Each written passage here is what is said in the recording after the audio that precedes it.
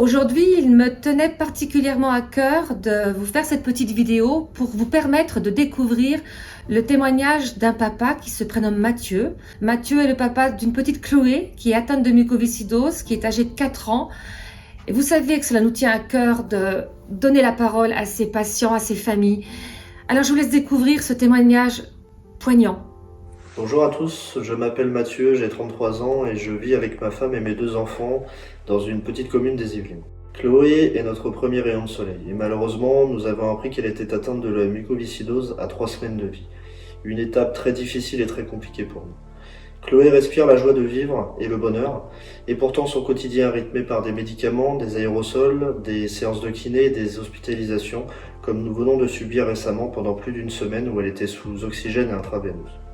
Notre quotidien, notre vie tourne autour de sa maladie, on vit en dents de scie.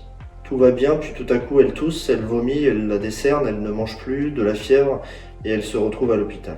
Actuellement, on parle beaucoup des nouveaux traitements miraculeux, mais Chloé, elle, n'en bénéficie pas car ces traitements sont ciblés sur les mutations les plus fréquentes, dont la DEL 508 que Chloé n'a pas.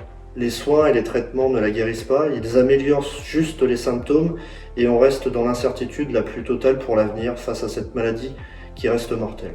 On aimerait que la recherche se focalise aussi sur des enfants plus jeunes car il n'y a aucun traitement. Que fait-on pour Chloé, ma fille, qui est malade aujourd'hui et dont je ne connais pas l'avenir? La question est posée. Que fait-on pour Chloé et pour tous ces enfants qui sont comme Chloé? Moi, j'ai vraiment envie de répondre à ce papa, à Mathieu, à tous les papas et à les mamans qui sont dans la même situation que Mathieu. Alors, il n'y a qu'une seule chose à faire. C'est de soutenir et soutenir encore la recherche médicale. Et ça sera grâce à notre ténacité, à le faire ensemble et à votre soutien. Alors, faites un don si vous le pouvez. Allez sur notre site internet. On a vraiment besoin de vous. On a besoin de répondre à cette question en soutenant la recherche médicale pour qu'un jour, Chloé, on puisse éclairer son avenir et qu'elle puisse avoir un avenir meilleur.